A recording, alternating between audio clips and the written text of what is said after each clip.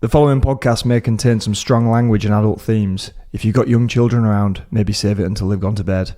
If you really don't like bad words, this pod probably isn't for you.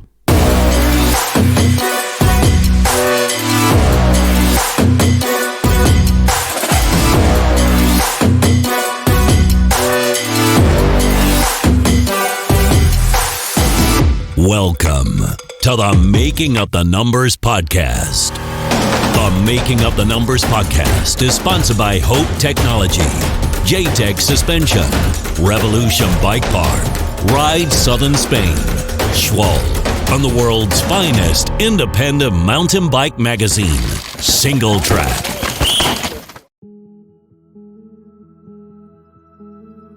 Previously on the Making Up the Numbers podcast. We did testing with the stem and we were literally just riding one steep track. So at the time that stem was pretty good. Like I didn't really notice a whole heap of difference. But yeah, like that stem caused me a lot of grief. Caused me a lot of grief that year. And like I was crashing so much, and I was always just like trying to figure out what was going on. We went to Fort William like a week or two later and hoping I could race. My race bike got stolen in the van when we got there. And so we rebuilt up a practice bike. I went out and practiced, did 2 runs, flat landed the finish line jump, broke the same crank arm, and that was maybe the most mad I've ever been because my ankle was destroyed and I did the exact same thing, folded it back under the bike. So then I got into Fort William finals. I couldn't walk, but I could stand on the bike. So I'm like, let's give this a go and see how it goes. And then I had probably the biggest crash of my whole life where the thing exploded and I was flying through the air. Yeah. And so that happened.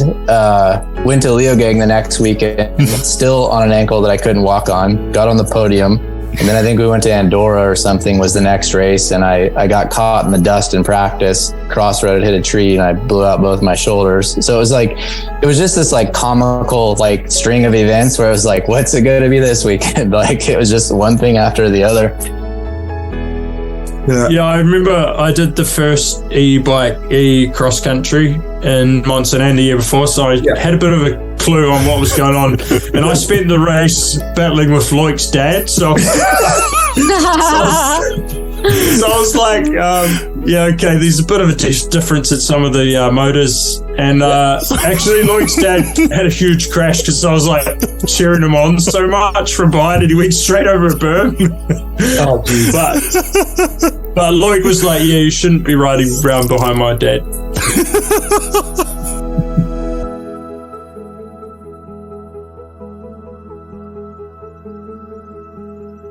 Hello and welcome to a very special episode of the podcast. I'm George Thompson and you join me in Fort William for the 2023 Downhill World Championships. I'm only up here for a couple of days, but it's just one of those things you cannot miss if you get a chance.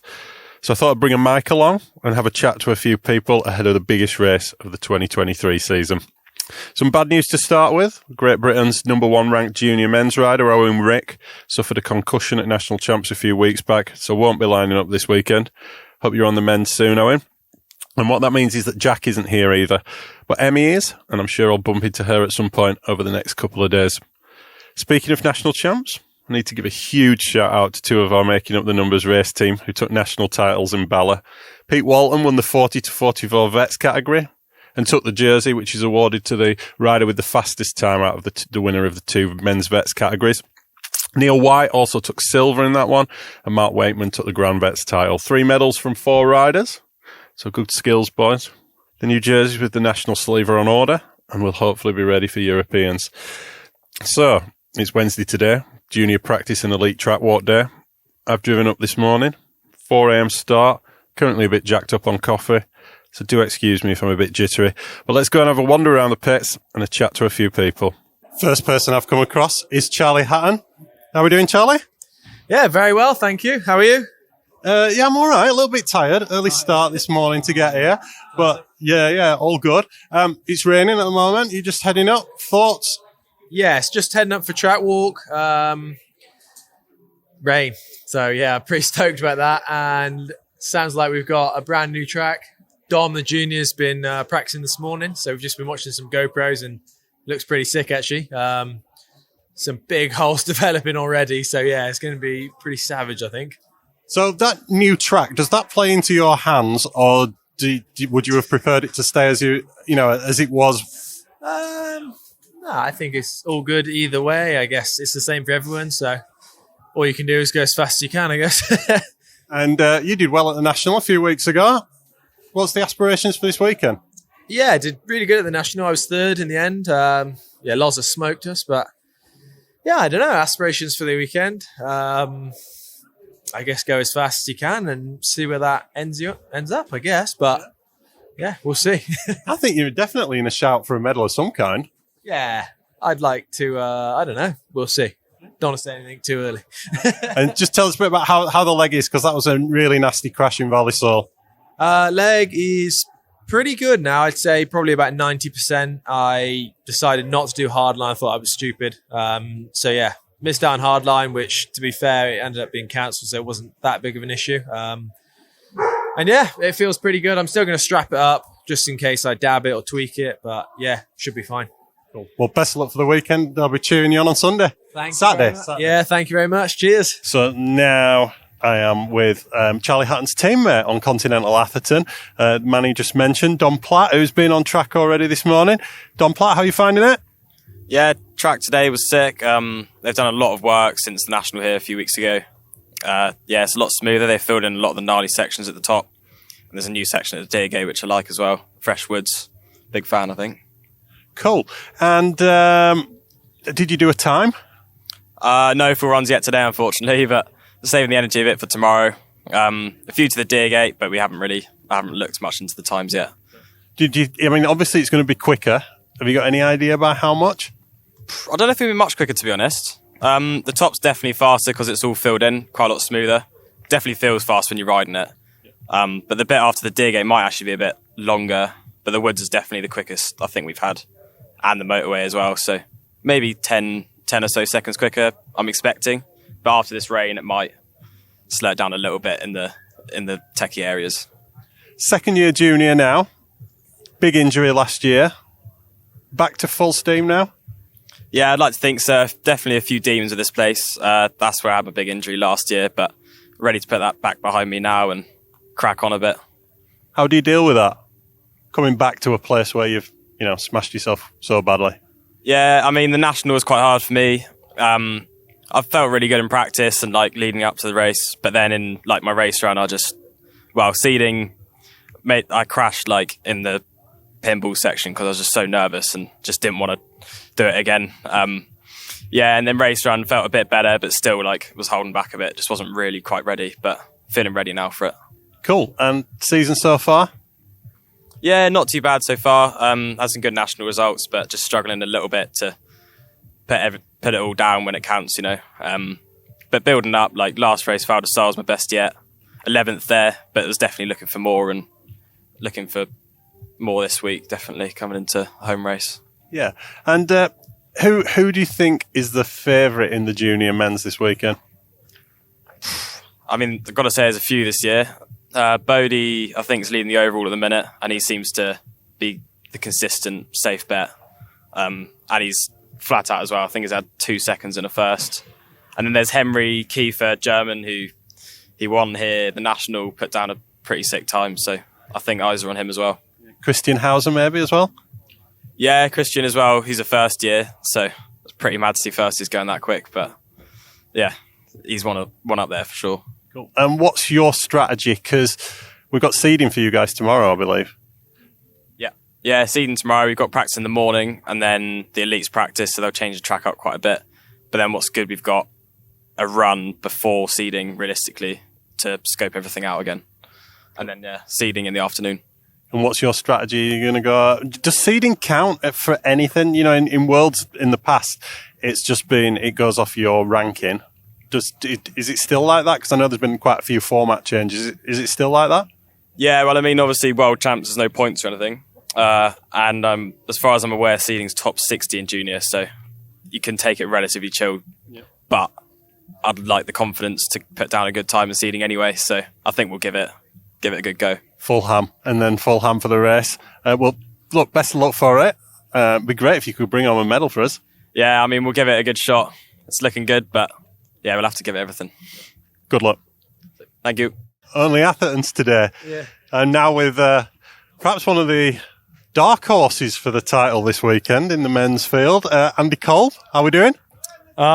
Good. Had a good rest the last couple of weeks, so yeah, finally feeling good again. Just come back from track walk. How's it looking? It looks smooth. I think nobody ever said that before in Fort William. I guess today a lot of people are going to say it, but yeah, it looks smooth now, but I guess it will get rough again. We had a bit of weather before, a bit of rain coming in. How's the track holding up from the juniors this morning? It actually looks pretty good, I would say. I think the track here is always good in the wet. If it's a bit too much, maybe it will break down a little bit, but I think they did a great job, and I think it doesn't matter what type of conditions it will be. Maybe it fully dry will be bad for the new gravel, but it doesn't look to be fully dry all week, so should be good. Cool. And you come in here to win? Don't know. You don't know? Don't know. It's Fort William. Fort William is not my track, I would say. It's my least favorite track. Yeah. Nah, I should not say it this way. It's my favorite track. Nah. Is that like telling yourself you love the rain when you go out in the rain? Yeah, that's it. I do love the rain. I'm not going to lie. Nah, I don't know. I do expect on other tracks more than this one, but I think if I do everything right and if I get everything out of myself, I'm capable to win or get a medal, I would say. Maybe not win. Let's say medal. That's the goal. The medal is the goal. I mean, yeah, of course I want to win, but yeah. If I had money and I was gambling, I would put it on each way for you this weekend. Thank you. Yeah, I think you're a very, very, very good bet for it. Great season so far. Yeah, it was great. I mean, not too great sometimes. Like I started with a crash in Lenzide. I was pretty bummed because the speed was there for sure. And then, Leogang was the dream, which is still the dream. I'm still buzzing. And Val d'Isola, I just survived. My knee was really bad. And I think there was more in it. But I got everything out of myself for how bad it actually was. And have you set a time yet for this weekend? How fast? I mean, it's running fast, obviously. How much time do you think you better knock off? Do we think we'll be doing sub 420s? Is everything fast? I don't know. I haven't been here last year. I haven't raced the World Cup here since 2019. So Laurie did a 425, I think, at the National. Don't know. I think it's not too much. Let's say 419. We should do this, shouldn't we? I should ask everybody how. What? 419.27. Well, best of luck for the weekend. Hope you do well on Saturday. Yeah, Saturday. Yeah, I hope as well. Thank you. So I have bumped into her quicker than I thought it might be, but I'm now with Emily Siegenthaler. How are we doing? Good, George. Nice to see you here. Always good to see you in the flesh. I think this is actually only the second time we've ever actually met, isn't it? Yeah, I think so. Maybe last time was here and I was like running around. So I was like, no time for an interview, George. So you've been here for a couple of days now. You've had juniors on track this morning. Thoughts? I was good. It looked good. Like the track has been worked on quite a bit. So everyone's looking pinned like first, second lap, everyone's good, looking so fast already. So we'll see how it goes. One of our juniors been for his first time here, and he was like, done 3 laps, was like, I'm up to speed. So yeah, we'll see. The woods are a bit more hectic, but until the elites go on track, it'll be hard to tell. Any of the juniors done a time yet? They all have GoPro on, so they'll know. Like I don't know if they've done full run yet. A few people like stopping halfway at least, or because it's like it's a hard track, it's a long track, so you're not gonna do like 100 tons of like fullies, but yeah, I'm not sure what the times are now, but definitely probably our fastest Fort William so far. Yeah, so Laurie did a 425 at the National when they'd done some of the work, but obviously nowhere near the amount of work they've done now. So it should tumble again this weekend. I think so. Apparently there's some rain forecast for Saturday. So we'll see how that affects the race. Maybe juniors will get fastest time of the weekend again. We'll see. That'll be funny. No, but I think definitely it's for someone filming, it's like the dream. It's like so good. You can see someone for miles away. It's really impressive to see. Race might be tighter, so I don't know if the riders actually that like rough tracks are gonna like it. Yeah. I was talking to Vali before, and she was like, hopefully it's not too smooth to make a difference, but it's long. So yeah, walked here again today. I was just like, wow, this is taking ages. So yeah, we'll see. It'll be exciting to see. Yeah. And tell us a bit about your role here this weekend, because you've got athletes, you've got Conte. Yeah, so it's basically with a pivot team, staying with them, looking that everyone's like get on the right lines, has the right mindset, and Jenna is back from an injury, so she's gonna try to race. So I'll do warm up with her and Dane, and also for Conti, obviously do the social media for them. So I'll just like film them and then post it. So yeah, a bit of everything. And then the Swiss team is here too. So if I see someone struggling or like give some advice here and there, probably like give some advice to every team basically, because I see struggling. Because also like some people, like when you come for women, could be intimidating, so people don't really know what to expect. And it's good to have, I just like to like help around. But yeah, for sure to see how Cam's doing and try to like be a huge supporter as well. And if you only could name one person that you're kind of supporting who would get a medal this weekend, who would it be? A medal? Who's your hottest tip for a medal? Danger. Okay. Yeah? For medal. For title, someone else. I don't want to jinx anything. But yeah, Dane has been good this year. So this is his first time here. And when I remember my first time here, obviously for our defense, the track was a bit rougher back then. Like it has nothing to do with the track now. Obviously, like people are going faster, so it's like harder to ride, but it's quite smooth compared to like 10 years ago. But definitely seeing someone for the first time on track and riding like this, you're like, wow. I remember how I was the first time I rode down this. It was horrible. Yeah. And you just like make it look easy and like has all these lines until third lap. So I was just really impressed. So I don't know, the junior category is very competitive. There's like five guys that can win it even more with the Frenchies as well. So probably like 10 guys that can like be up there. So it's going to be so cool to see. Yeah, I'm profiting for Dane, so we'll see what he can do. Cool. And behind us, we've got a couple of these new pivot bikes. We've got Bernard's there. Have you ridden one of these yet? No. Jenna just got hers as a medium. And Jenna's luckily a little bit taller than me. Not by much, but a little bit. And yeah, so she's been loving it so far. It'll be definitely good on this track. Yeah. And yeah, I don't know if I'm going to be able to try a small version of it. Maybe not. We'll see. But it's definitely cool that the top rider of the team can ride on them. And with the special stickers for this event, they look pretty sick. Cool. Well, I'm going to disappear off now, but I will come back and find you tomorrow because you're going to be pretty busy tomorrow, I imagine. But you'll be around. You got junior practice in the morning and then elite women. Are you on the hill in the morning? I'll be on the hill in the morning. I'll be on the hill in the afternoon. I'll be on the hill for junior qualies. So you're going to find me here. 6 o'clock tomorrow. 6 o'clock tomorrow. I'll come and do a debrief with you tomorrow. That would be the best debrief ever. It's going to be fun. I'm going to be over. I'm going to be like, George, I don't want to talk to you now. I'll just come and ask you one question. Who's looking fast? Yeah. That's going to be enough. Nah. I'll see you tomorrow, George. Have fun. I'm now with Nathan CarrJordan, Williams mechanic. Tell us a bit about this bike that's behind you.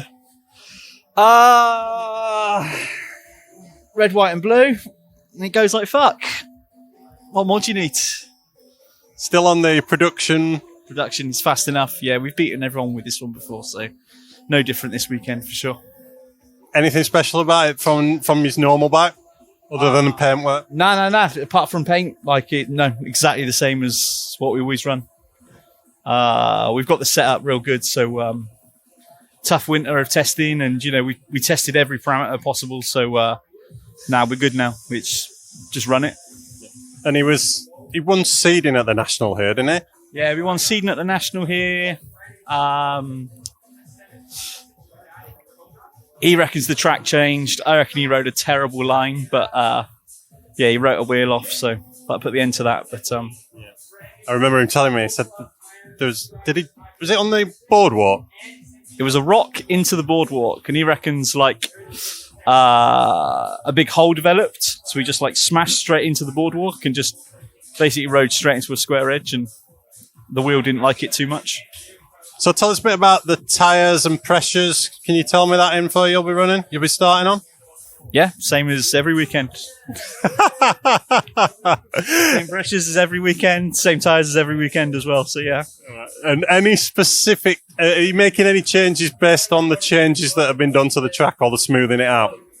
Nah, the smoothing out is that I don't think it'll be too relevant by the time race runs come. That'll be back to Fort William, I'm pretty sure. They've done a great job, though. I must admit, I was really impressed on track walk.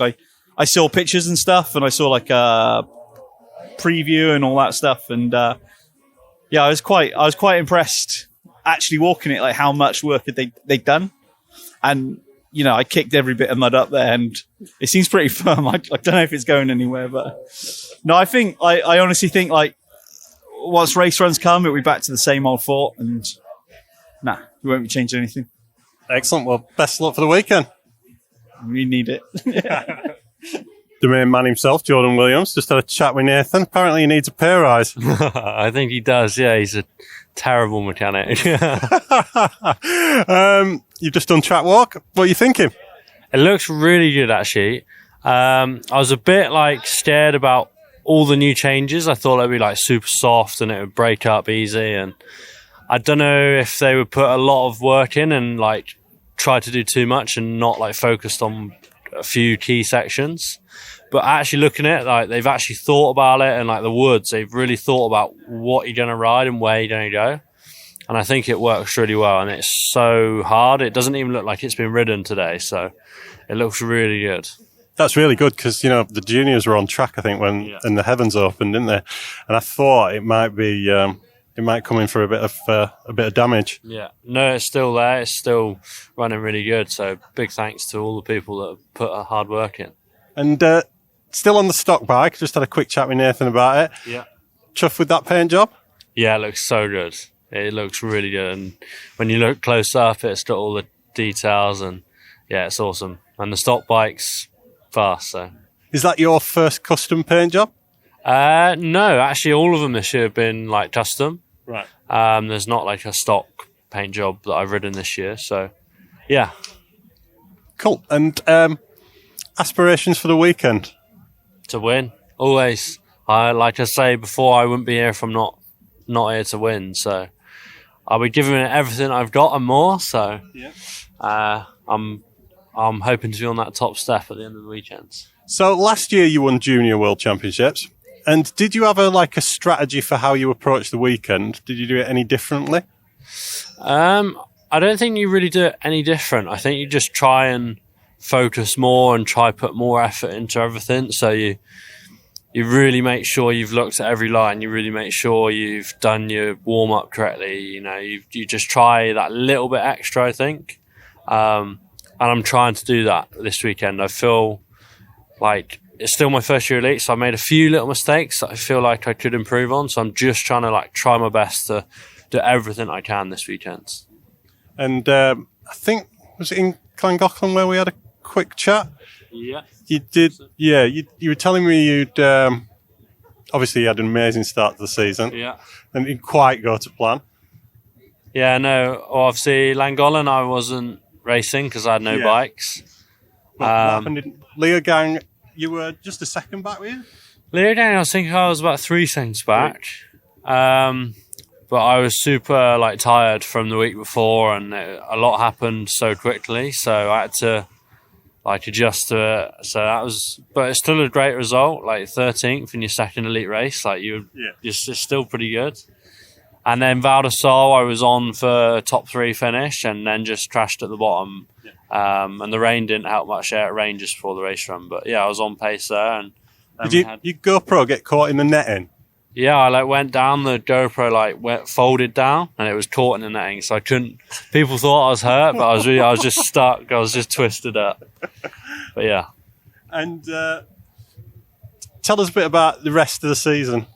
I mean, you've exceeded all your expectations already, I imagine. Yeah. Does that adjust to your goals for the rest of the season? No, obviously, like, as I say, every race I'm here to win. Otherwise, I would stay at home. So, yeah, I feel hungry this weekend. Like, Leogang Val d'Isole, it wasn't as much, like, hunger there to try and win. But I really feel it this weekend, and I'm trying everything I can.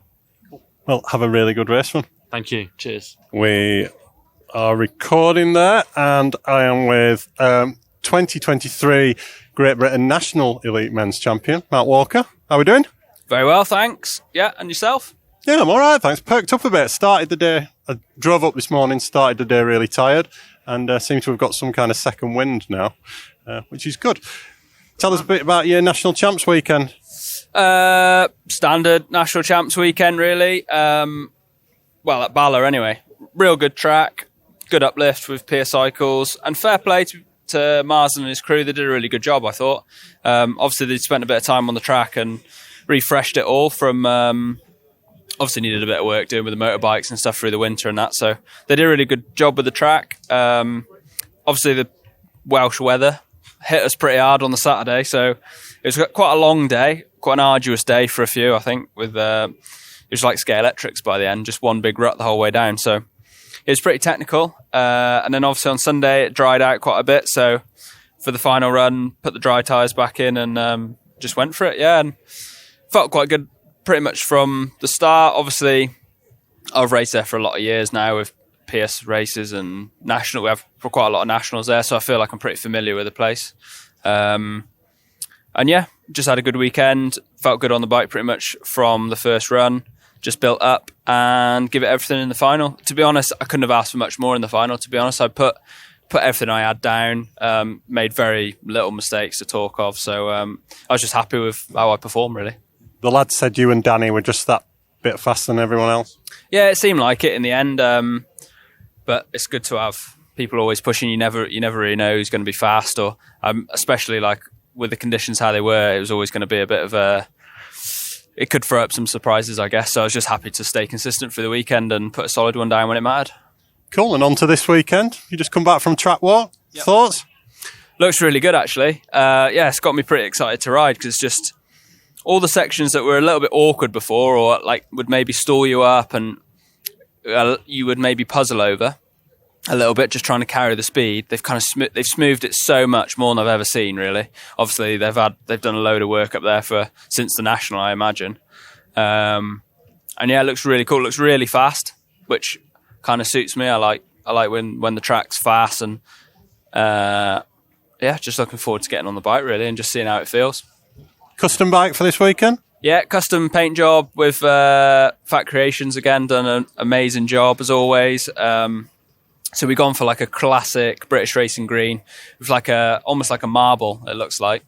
So yeah, we were umming and ahhing for ages what to do, whether to go red, white and blue or something a bit more classic. So we ended up with the old British racing green. So I think it looks sick. Nice. And will you change the setup at all with it? I mean, obviously you have your settings for here, and that is with it being super rough. Yeah. Are you starting on the same settings, or do you change them a little bit? I think we'll probably... I've not had a good chat yet, but I imagine I'll probably leave it exactly how it was from National Champs, to be honest. So it's just really comfy. I know exactly what I've got. And then we can always address the notebook if needs be. Generally, I imagine we'll probably head in that direction that we've kind of set the bike up here for before. Obviously, I rode well at the National here in May. The track was super rough then, and the bike felt good. So we could probably, that's probably going to be sitting in the background if we need to go more towards that as the track roughs up. But let's just see how we go. Laurie did a 4:25 at the National here, fastest ever time down Fort William. Yeah. Do you think that's going to tumble this weekend? I think so, yeah. Obviously, we had great conditions at the National as well, but with how the track is at the moment, I imagine it'll be pretty fast. Obviously, there's a couple of bits that are a little bit different. Like we do a few more slower S's than maybe you would because they've kind of built new sections off and on the old track, so maybe that's a little bit slower, but generally the track is running much faster, I imagine, than it ever has really. So it'll be exciting to see. I think I imagine it'll be faster than that, but probably not a lot. Well, everyone's moving out here. We've got a lot of lorries moving, so I'll let you get on. Best of luck for Saturday. Thank you very much. Cheers. One man who unfortunately isn't going to be racing this weekend. Got a few tears in his eyes. Reece Wilson, how we doing? Yeah, bittersweet, isn't it? Rather upset. It's nice to be here in capacity and walking around, but I've just walked down the track as the juniors were riding there, and honestly, just holding back the tears. Like, can't believe it. Devastated. I don't have any other words for it, really. Tell us about what happened. Well, I'm going to tell the story eventually. Obviously, we had the Flying Scotsman, Flying Scotsman 2, whether it will be called the same, I don't know, but it will all be documented. The story's been told and it will come out, but long story short, had an accident training over in California on a motorbike, didn't actually crash, just dabbed my foot and ended up doing quite a lot of bone damage, basically. So there were some big bones and some bones that take a long time to heal. So yeah, long process. I'm basically waiting on bones healing, and there's nothing you can do really to speed that up. So, but you were back riding. I mean, you qualified. Well, you were 61st in Val di Sole. Were you disappointed with that result, or were you actually pretty impressed with that result?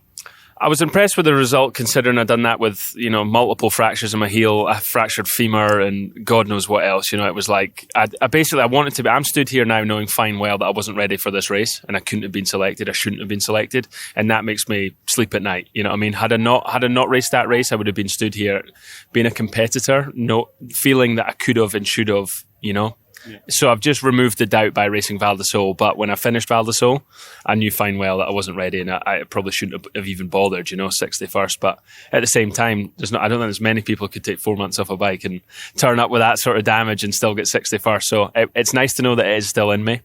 So is it still fractured? Yeah. I got an MRI scan 2 weeks ago now, 2.5, 3 weeks ago, and the heel's still fractured. The femur's still soft, so whatever fracture was in there still healing. So yeah, it's been a lot. Yeah. And tell us a bit about the rest of the season. How's that looking for you? Pretty good, to be honest. I think it's, like I said, the damage that I've had is healing, and it's getting there eventually. I'm going to make a full return, so that's very positive. Worst case scenario, I'd say snowshoe and St Anne is on the cards. Anything previous to that is still a bit up in the air, and by first round next year, I'm expecting to be back to like that winning pace again. So I'm still day by day, but end of season, I'd like to be there, yeah. What's your role here this weekend? Honestly, just came here for the fans. The track never really forced me into it. It was all up to me, and I wanted to come here, and there's a lot of fans that still don't know what's happened, and don't know what's going on. They think it's still the concussion from last year. So I just wanted to come here to let people come and actually ask me themselves, and chat to me and get the story. So yeah, just kind of hear from a fan's point of view, really. And also, if this is going to be the last race here in a while, and I think the last one for Rare Management, and it's a hell of an event, so you don't want to miss it. And the fact that I can be in a team, like VIP, why would you not? Why would you not come here? So, and if you spotted a really good line, and your options were, I can tell somebody on the GB team or I can tell somebody on the Trek team, who would you tell it to? Both. In all honesty, both. I'd tell anybody for GP, and I'd tell my own team. I work for Trek, and if these guys do well, it helps me too. So you want everybody to do well. I really want GB. Somebody for GB to win this week would just be incredible. It's the love story, isn't it? So I really hope somebody can get it done. So I'll be helping them with lines, but I know Loris is capable of doing it as well. So yeah, we'll be helping everybody. Well, given that you're not racing, and you're probably one of the only people who I speak to who isn't racing, give us a prediction. Give us a name in the men's and a name in the women's for a medal. Okay, I'm putting Hattie down as a medal, riding for Trek Factory downhill this week. She's probably got some of the strongest arms in the business with the enduro background, so I think there should be no problem with her. So I'd like to see Hattie with a medal. I know Loris is capable, so again, I'd like to see him with one. But for some reason, I've still got Jackson. I can't shake Jackson. Jackson isn't here. Is he not? No. What's happened? I don't know. They've done an Instagram post. I don't think his appendix has healed. Right. Oh, well, that's a bummer. Okay, then I'm going to go with Danny. I want to see Danny Hart do it. So, Danny Hart is also my pick for this weekend. Right, okay. I think he's been riding really well. Yeah. I think he always does well on his first visit to Fort William. Never on the He's second not one. the VDS. Oh, okay. So maybe he's avoided the curse himself by avoiding the race one. Yeah. Good tactic. Yeah, the love story of that's just too perfect. Like it kind of needs to be Danny in the point of his career, and like you said, he looks calm, happy, he's riding well. It would be a perfect season situation for him, I think. So yeah, go Danny. Excellent. Well, have a good weekend. Appreciate it. Thanks, guys. Now in the Nuke Proof Factory pits with Louise Ferguson and Ronan Dunn. How are we doing, guys? Really good. It's nice to be at home, riding bikes, and yeah, the weather's holding out as well, which is good. You've just got back from Crankworks. Yeah. So I was just at Crankworks Whistler for the final round, and it went really well. I had some fun, and the downhill track there was super gnarly. So I feel like it was good prep for Fort William. Where did you end up? Second. Yeah, it was Valley first, then me, and then Miranda. So yeah, good squad, good track. Ronan's pretty jealous he wasn't there. So Ronan's got a wrist brace on. Is everything all right? Yeah, not bad. Just after hardline there, had a small crash at home and just tweaked the wrist a bit badly. So kind of just deciding whether or not we'll be lining up tomorrow. So it's still a bit of a grey area because it's kind of close to healing, but then also we're sitting quite well in the overall, so kind of have to keep an eye on that for Andorra. So thinking about that. Yeah. But then you've gone and done track walk. You've looked at it and gone, fuck me, I want to ride this. Yeah, I know. I know tomorrow, still there's part of me that I'm like, oh, I'll be grand, I'll ride. The bike's looking good, the kit's looking good. But I know if I decide not to and I see everyone riding tomorrow, I will not be a happy boy. But I still can't complain. It's a part of it. So. And Louise, you've been here before? yeah, once or twice. Yeah, I'm actually from Fort William. You are, aren't you? Right. Do you know what? I've just remembered. Are you Alistair McLennan's I'm not niece? related to him, but Al also made my first Nuke Proof, and it's funny because he's like the man to beat around town. So if you go up here and get into riding, if you beat Al, you know you're like doing all right. And I always wanted to beat Al at the races, and I don't even know if I did before I left. So I've not been here for a couple of years, but yeah, Al's a big part of the bike community, and yeah, kind of started my downhill, and it was a Nuke Proof. He sold me a Nuke Proof, so yeah, that was pretty cool. Yeah, he's coming out. He's racing European Championships with us, I think. So yeah. Do you reckon you'll have him? No. Do you know Steve Bradley as well? No. Yeah, also a pinner, but he's probably like 3 times my age, or no, twice my age. I don't know, but yeah, those two are pretty good. Yeah. So Alistair gave me my favourite quote about mountain bike racing, which is, "We're all going as fast as we can." That's pretty accurate. Yeah. So Ronan's always going as fast. where are you sitting in the overall? So I'm sitting 13th on the overall at the minute. So we had a bit of a rough start in Lenzerheide with like a 22nd, which I was super happy with. And then at Leogang got that 8th place and like P14 semis, and then Val d'Isole, the 2 11 places in semi and final. So yeah, it's trying to go for that top 10 overall. Obviously that's kind of like the goal, and then start switching up the gears and start getting back on the podium.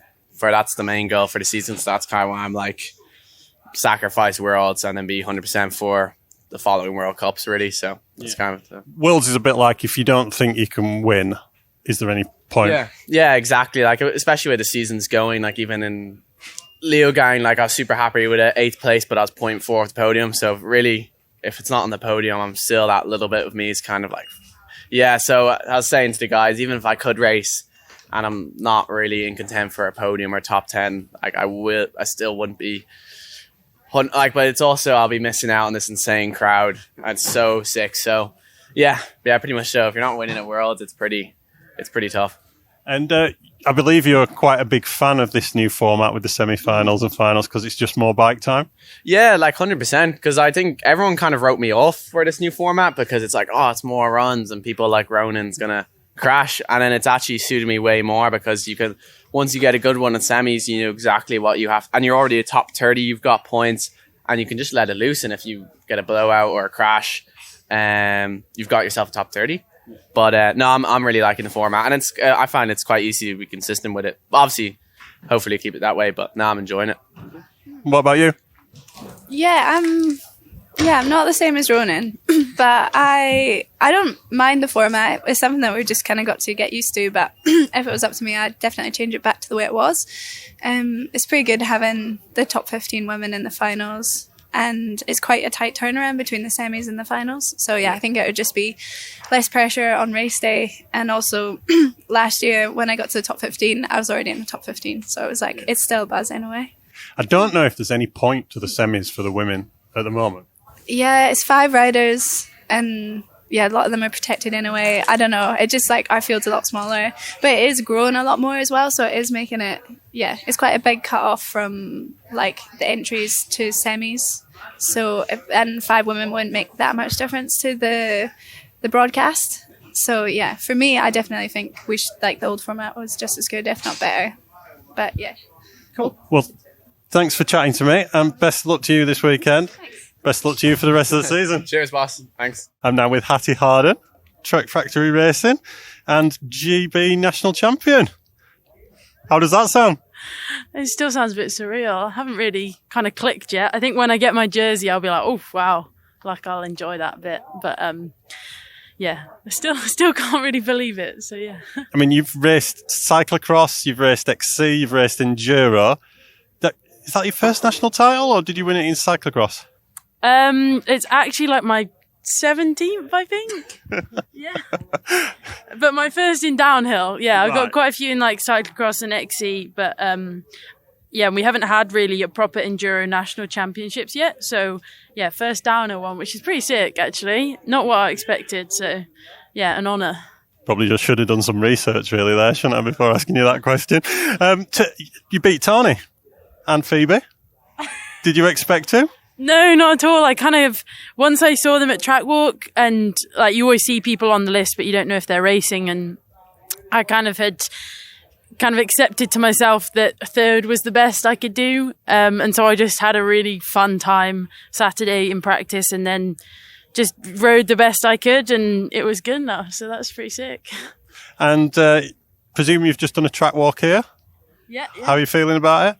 It looks really good. I'm really excited. It's going to be really fast, and I think you'll come into sections lower down less fatigued than you have in the past. So I think it'll make the bottom section really interesting. And yeah, I think it'll be tight racing because it is so fast.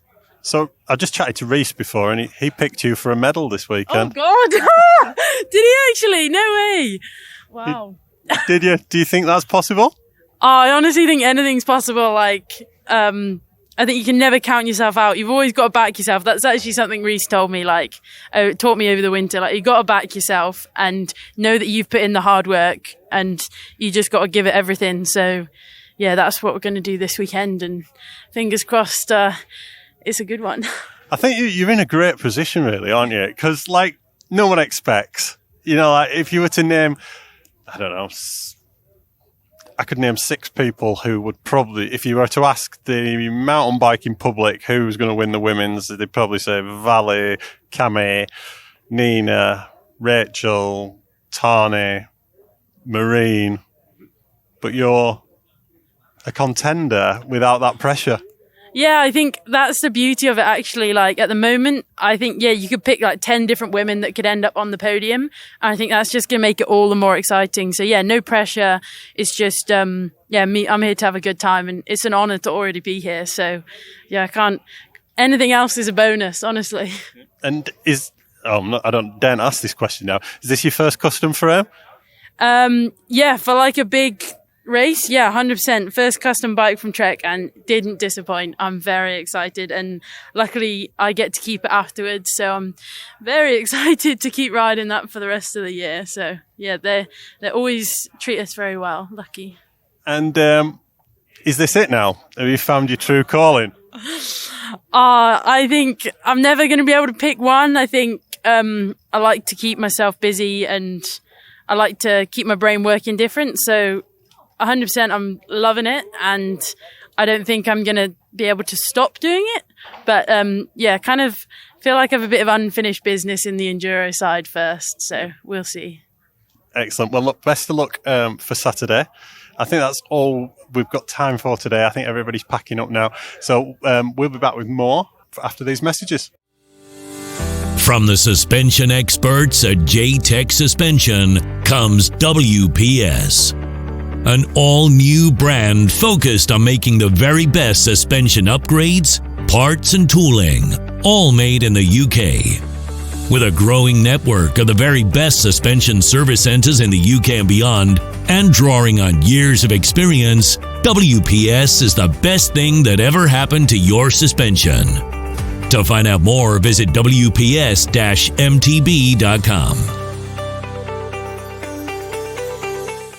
My name is Amory Pion, and I aspire to develop the best downhill tire ever.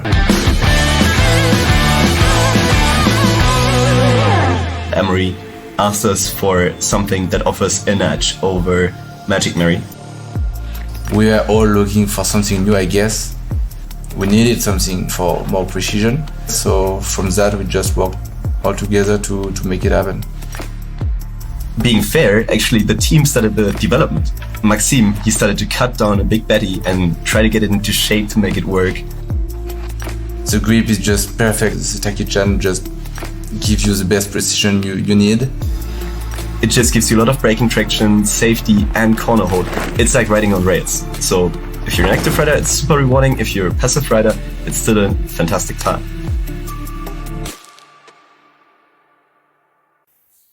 Thursday morning, 8 a.m, back on site. And if you listen closely, that is the sound of a rain shower landing on the van. We had one big rain shower yesterday, and then it turned out nice for the afternoon. And I think the forecast for the whole weekend is that it's going to be pretty intermittent showers. So hopefully we can have a repeat of yesterday. I've had 10 hours sleep, and I'm feeling much more with it today. Note to self, if you're looking to create some great content, getting up at 4 a.m, driving for 7 hours and then trying to interview the best riders in the world without any notes is probably not the one. But weirdly, it did seem to get better as the day went on, probably when the caffeine wore off. So I edited up the clips last night that I recorded yesterday. Schedule for today is that elite women and juniors are on track this morning. So hopefully there'll be a few of the elite men kicking around the pits who will have a chat. And then elite men are on track this afternoon. Then it's junior quali. So we'll see who we can get as people are coming down the mountain and hopefully get this thing edited up before I leave this evening. Right, off we go. So the first person I have come across this morning was Jake from Sprung Suspension and MS Mondraker. Actually found him in the coffee queue this morning, but I'm now in the MS Mondraker pits. Yesterday they revealed the black box that they've been working on. So Jake, tell us a little bit about this bike. So yeah, we've basically whole redesign from the last bike, started fresh. Although it kind of still looks like a Mondraker, we just started from a blank canvas. What do we actually want to achieve with this? How do we want it to ride? What can we do? I then worked with the design team at Mondraker to basically get us a downhill bike that is going to be ideal for racing World Cups. So there are a lot of features on it that would never make it to a production bike due to production cost. One of them is the BB bolts in, a bit like an e-bike motor is the best way I've found to describe it. And that gives us basically a full range of adjustment with the BB without affecting anything else. So I don't think anyone else has done it. We were talking about eccentric BBs and what we could do to kind of give us a bit of adjustment. And then this system is hugely costly, but for what we need for racing, it's great. What's advantageous about that? It just gives us some adjustment in that we can change both BB height, reach. So by moving the BB forward or backwards, that will then change stuff like kind of irrelevant stuff like seat angle. But we can also use it to move, because we're moving the BB in relation to where the suspension pivots are staying like static. We can change. We can make small changes to anti-squat and stuff as well. So, yeah, it's a very complicated. Seems really simple. Oh, we'll just move the BB a bit, but there's a lot more to it. But yeah, are the guys at Trinity Williams Racing Products? Are they doing something similar? Yeah, they are. Yeah, they've done something similar that basically I'm not 100% sure. I'm pretty sure the one that they've done is actually an e-bike mount, and then they've made a normal BB that kind of mounts in. Yeah. I'm not sure I'm sure they'll have, like, they're on it. They'll have a load of adjustable like things to do. But yeah, for us, we've just built in. It's the smallest, lightest package we could put it into. So we've got enough movement in every direction for what we need. So is the idea then that you use this as a mule kind of for season, 2 seasons, and then you work out the best place, the optimal place for the bottom bracket and move that to production? Yeah, probably. Yeah, I mean, the other thing we're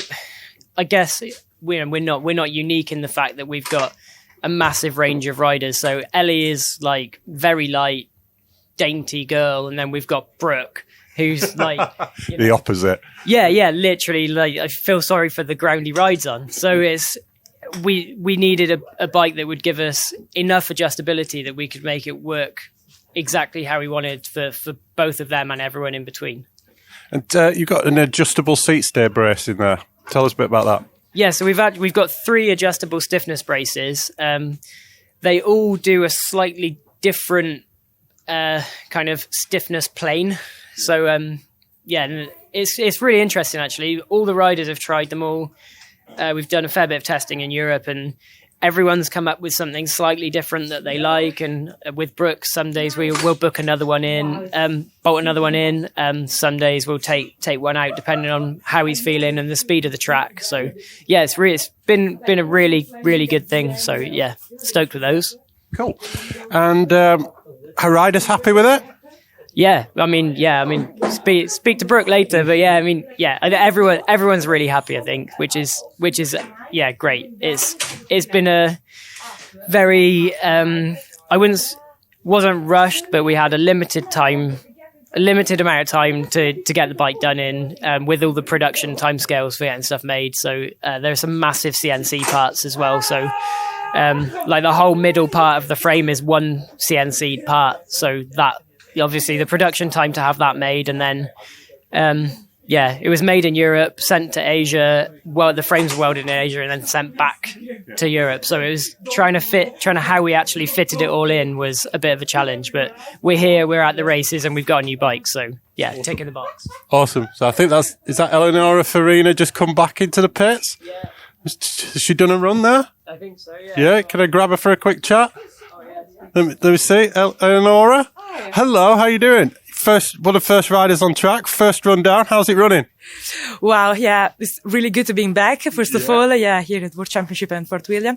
The track is really fast, and then completely brand shape new. So, wow, it's really good. And it's good having this adrenaline back. Do you know, I can see you're absolutely buzzing here, aren't you? Big smiles. I don't think I've ever seen anybody come down Fort William with as big a smile.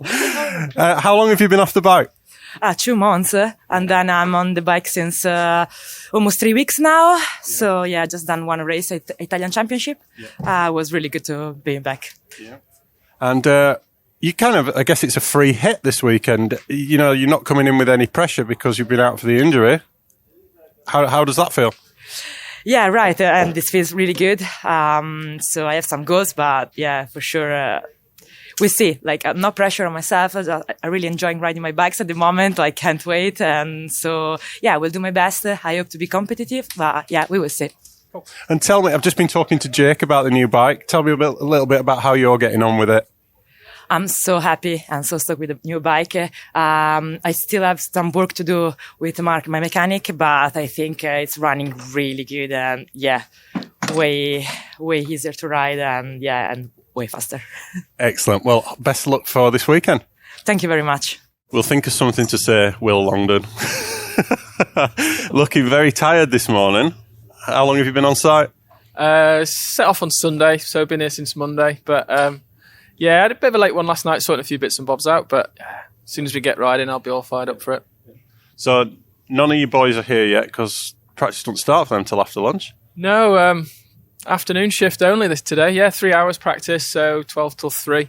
But yeah, that's World Champs, a little bit waiting around. Juniors are on now, so it's their big day today for qualifying. So yeah. It's a bit strange because we always had that extra day at World Champs, and then now it seems like, I mean, if somebody gets a flat a third of the way down in practice, that could screw everything, you know. Yeah, I mean, I think going back quite a long way, it always used to seem like you got lots of practice at World Champs, like you say, that extra day, and you don't get that now, but equally you don't get a massive amount at a World Cup, so it's not a new thing for the riders, I don't think. And yeah, I think everyone's got plenty of wheels in the truck, and the riders aren't too worried about smashing the wheels to bits, so I don't think a puncture will slow anyone down too bad. And a day less on site for you is a win.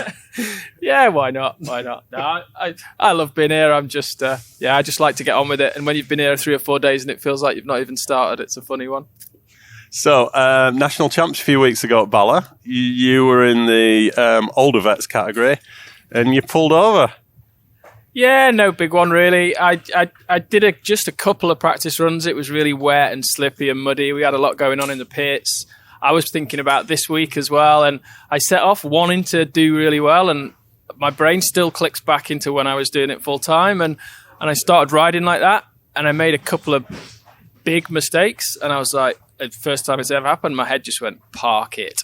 And I just pulled over and got out of the way because it didn't matter enough for me to be getting hurt before all of this going on. And, you know, I know when I'm not riding enough to ride like that. And it was just like, nah, pack it in. I'd had a fun time. The track was really good. It was a really good event. We had a great outcome from it. And I just, got out of the way, watched the other two guys ride down. And, well, not funnily enough, but I just made that decision and rolled out the way. And then Listy came into view on his head, sliding into the fire road. And I was just like, what the... What are you doing, man? So yeah, that's Dave List, who is on my team. Who the only one of my team who didn't get a medal from national champs, but my team were very grateful that you pulled over as well. So thank you for that. You've got Matt Walker's bike here in front of us, British Racing Green, looking resplendent. Tell us, how far away is this from production now? We're just working on it. We've not got a fixed timeline. We want it to be right before it goes on the market. They're really happy with it at the moment. I don't think we're a million miles away. We've definitely got it in a place where, clearly from last weekend's result as well, we've got it in a good place where we can be on the podium every weekend with it. We just want to make sure it's right for people buying it as well, So there's always little things you want to tweak and change and get right. But I don't think we're far off. So yeah, we'll see how that goes. I mean, Matt's a definite, medal contender here, and Greg's probably a good wild card. Yeah, I mean, all the time I was racing, now you can look back and think, I was probably never going to get on the podium, but you'd never go to a World Championship being given a GB jersey and don't go there in the mindset that you're trying to win the thing. Otherwise, you don't go. Both guys here in a good position. I know Matt can win here, and I know when Matt's at his best, he can be the best on the day, and every opportunity for Greg as well. A bit of an underdog coming into this, tough start to the year for him, but he's riding well, and anything can and could happen. We're just going to put everything behind the boys this week and get stuck in. Do you advise them any kind of different strategy for World Champs? Is it like just put it all on the line and go as fast as you can? Because if you don't get that top three, yeah, I mean it. To some degree, but it's not mindless. We go through the same process we do at a World Cup. All the preparation's the same, all the track information's the same, and it's for the boys to get in the right headspace. Just to they know what they're doing. They know this is a one shot at it, and no one cares who's off the podium or what your place is. They go out there to do the best, and if they get their head in the right place, then we just see. So me and my team are heading out for European champs in. I'm going to try and pronounce it Menure. It's French. And I know you guys are going to be there. Well, I know Simmons is going to be there, and some of the juniors, is that? The development team are going to be there, yeah. So Liv and Felix and George, so they're all going to be out there riding. Just a really good opportunity for them to not do Glencoe. No, I'm only joking. Just a really good opportunity for them to do an international race, and European Champs is always a really good one for that level of rider. It's a good introduction in. They've got their own categories and they can really get stuck into it, and they've got Matt there looking after them. I was going to go do that one, but it's a little close to Andorra, so we'll be going over there and getting prepped for that one. But yeah, we'll be keeping an eye on them, and just all part of the development team, which at the moment, I was speaking to someone earlier, we're really, really happy with all three of them and how they're getting on with Matt and Greg as well, and how that worked as a team at national champs. It was great. It was really sad for Liv not being able to do the race, but again, like a really mature decision not to ride that one because of the crash she had. And she's got a long time. She'll show us what she's got, definitely. Excellent.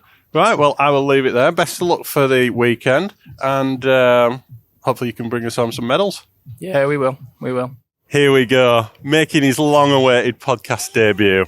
Marshal number 6, Ian Jones. How are we? I'm fine. I'm running around on official business, so I can give you 5, and that's it. 5 seconds or 5 minutes? That's what the wife always asks me. 5 minutes. Right, so you're not commissaring this weekend. I am. You are commissaring. Not marshalling. You're not marshalling, Not right? marshalling, I'm commissaring. And how's this different to a national? This is different to a national in that you are having to comply with the UCI rules rather than the British Cycling national rules.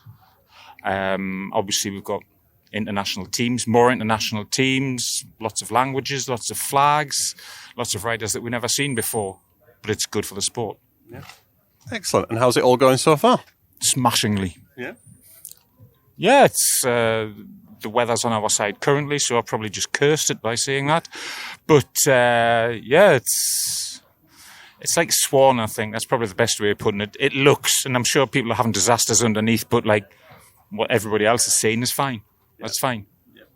So you are, I think on the track you've actually got a corner named after you, is that right?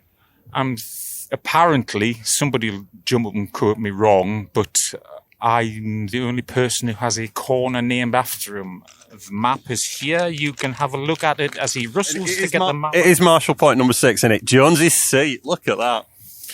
Part of history, I guess. Yeah. Very, very modest there, Jonesy. Very modest. Right. So, where are you off to now?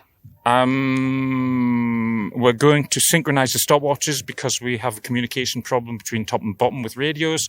So we will be synchronizing probably about 10 stopwatches on the hour. Excellent. One of the menial tasks very important tasks. It's not menial. It's the backup timing in case there is a problem. You come to race and sorry, you don't get a time because there was a timing problem. So we're here to make sure there isn't a timing problem. Excellent. And when you're not riding, when you're not commissaring, you're hooning. I'm hooning, yes. I do hoon. You do? I do. There. Oh, look at that sticker. A hoomer. Oh, I've been given a hoomer sticker. That is fabulous. And when is the next hoom? Next hoon? The next hoon will be on Sunday when I get home. Excellent. Well, best of luck. Thank you very much. And have a good weekend. Yes, have you too. Good to see you. As you say, it's taken a while, but we've made it at last. Indeed. Take care, mate. And you too. Good morning. Look at the timing on that. Yeah. Do you want to do one right now? Or what are you doing right now? I just hit record because I saw Joe. I didn't even know you were in that car, Dakota Norton. Yeah, I am. I can do whatever. Yeah, you can do an interview with him. I have to shoot photos with these guys, or else they're gonna cut my head off. Yeah. So get Joe, and then I'll jump on with you. All right. Okay. Cool. What's happening? Yeah. Sorry, I'd hit stop there. Joe Breeden. How are we doing? How you doing? I'm good. How are you? Yeah, I'm all right, thank you. Much better today after a good night's sleep. A bit tired yesterday after driving up yesterday morning, but we're firing today. What's your role here this weekend? Good question. Bit of everything. Me and Stout, my mechanic, are kind of joint co-team managers this weekend. So whatever it is for Dakota to help him out. Today, during the day, it'll be on track, spotting different lines and how it's sort of how it's evolving and where riders are going, etc. Reporting back to him. Yesterday was supermarket, shopping, cooking, whatever it may be, arranging physio, masseuse, whatever it might be. So, we're just handymen all doing everything. So, yeah, it's going to be painful on trackside watching, especially at a venue I love so much. But, I'm happy to be here helping Dakota and doing everything we can to help him. How gutted were you, though, not to make the team? I was gutted. I wasn't expecting to necessarily make it, but I knew there was a chance. And then when the news broke, I wasn't completely surprised. But it sinks into reality that you aren't going to be racing world champs. And I tried everything I could, but there was no way around it. Unfortunately, just got to be faster and not even make it a debatable option for next year. Just make sure I'm one of the ones who's definitely in. Yeah, I'm guessing that last spot was between you and Greg. That's in my head. Interesting to hear that. It wasn't as simple as that. I personally thought that Phil would have the last spot. Actually, or Ethan maybe. Yeah, Ethan's shown great speed. He's just not managed to complete those runs into actual results due to certain issues. So yeah, you could have said Ethan, Phil, myself.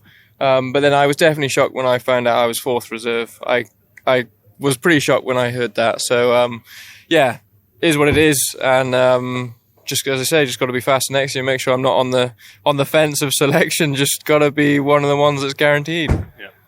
So you've done a track walk, I imagine. What are your thoughts on it? Yeah, I did track walk with Dakota yesterday. I think it looks really good. Kind of getting towards Deergate, you think, oh, they maybe made this a bit too simple and nothing to separate everybody, and it's just too bike parky in a sense. But then when you get down to the woods and you see there's quite a few techie sections through the woods, quite a lot of line choice, I think they've got an overall really good balance between sort of high speed, relatively simple, flowy sections, and then the real techie, gnarly bits in the woods. So I think they've created a really good balance, and I think it will make a really tight, enjoyable race for both riders and spectators. So yeah, I think they've killed it. It looks like a lot of work and a big job, but yeah, I think they've done a mega job with it. So keen. Cool. And since you're not racing, I can ask you this weekend, but let's do some predictions. Winner of the women's race? Honestly, I've been trying to think this myself, because I obviously remember a few years ago when I named Amory for the overall before he was even a name, and that happened. But I haven't got such a certain feeling on anybody this week. I'm personally going to put my money on Rachel for the women. The men's is a more difficult one, because that like there used to be, there's not just 5 who can do it in my opinion anymore. I think there's at least 10 who could do it. But I'm definitely going to back the Brits. I think Charlie, Jordan, maybe even Walker. I don't know. There's a lot who could do it, but of course I'm gonna throw those British names in there for now. So it seems to be quite a bit of support for Danny. I picked Danny, and then when I was walking around yesterday, Reece picked Danny, and Dan Bladen also said Danny. Yeah, that's kind of makes sense. He's coming back to form. Watching his run at Val, so I think it was, felt like we saw old Danny again, which was amazing, like really pushing on and getting everything he can out of his run.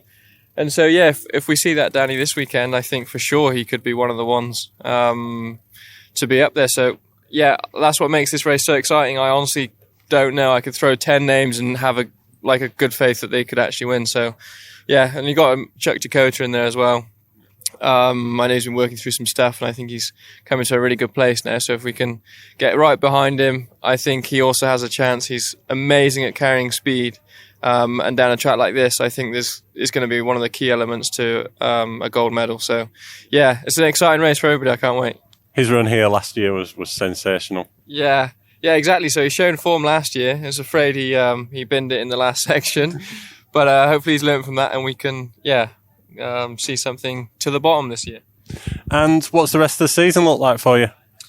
It's pretty hectic. We've got like another week or so at home, week and a half, 2 weeks before the next block of World Cups kick off. So I'll make the most of that time in Wales, and then back-to-back World Cups. I think it's 3 European World Cups, so back there with the team racing, and then over to the US for the World Cup in their snowshoe and Montserrat in Canada. So pretty much just hectic racing until October.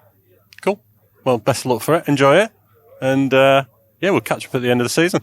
Thank you very much. Enjoy the week, and let's see whose predictions come true.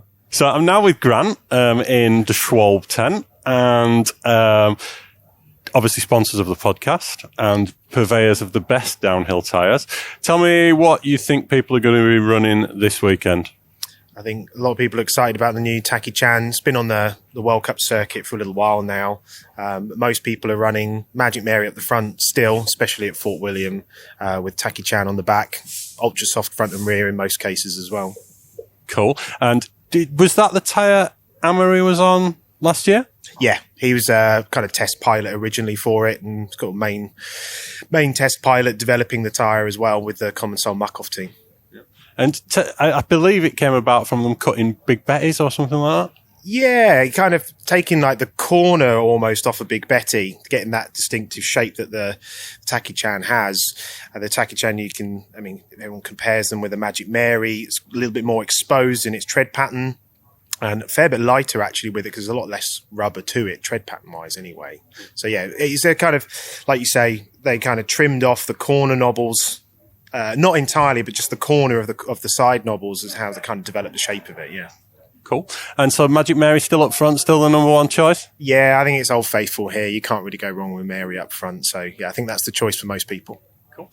And have we seen many riders using Dans this season yet?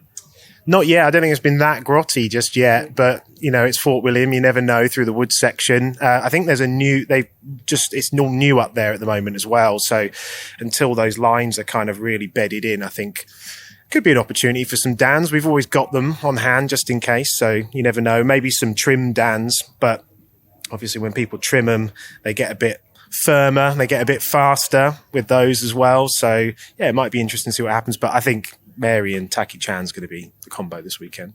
So my boys at National Champs a couple of weeks ago were all running cut Dans, I think, and brought home 2 jerseys. So obviously a great tyre for Bala. Maybe not so much up here. Right. Thank you very much. Cheers. Nice to see you. And you. I'm now with the Czech Republic's finest, Monika Mixova. How are we doing? Hey up, you all right? I'm all right. Just done 2 laps. Yeah. I'm going really slow. Just ideal for the first and the second lap. So spot on. So you were going to be our other rider, weren't you? Privateer Life. And then tell us about what's happened this season. I had a great pre-season. So at Christmas, and then I went on a bike like twice. I went to Portugal with Jack Redding and for a training camp. Binned it on that Portuguese Cup, so that was in February. Broke my right collarbone. I was like, right, that's fine, it's Feb, so I'm going to get back for the racing. Got back, done loads of physio. First race back, Fort William Nationals. Binned it in seeding, broke the left collarbone. And now I'm back. And first race basically of the season is World Champs Fort William. Here we go. So, how many days have you had on a bike since you've been back? Well, I've done 3 weekends before this, so that's 3 weekends, isn't it? Yeah. And then probably 10 days maybe overall or something before. Yeah. So, well, I'm working full time anyway normally, so that's more than ever. So tell me a bit about your job, because last year you gave up what to some people would be the dream job so you could go and race bikes. Tell us about what you were doing.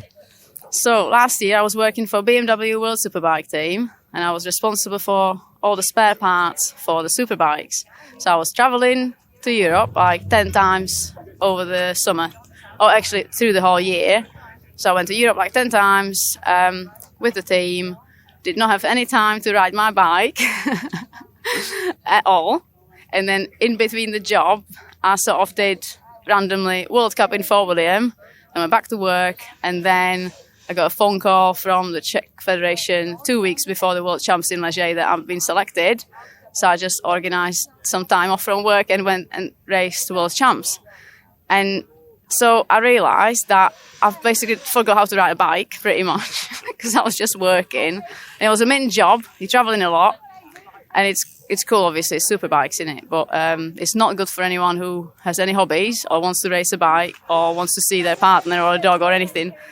I think it's quite difficult for anyone who, I don't know, I think the people who do that job is they just do work. Yeah. It's like a vocation, isn't it? That kind of work. I think it's just a weird bunch of people who are traveling around the world with super bikes, and it's the same for Formula One or all these weird. They say that with our World Cup, really, but it's just more full on. There's loads of testing.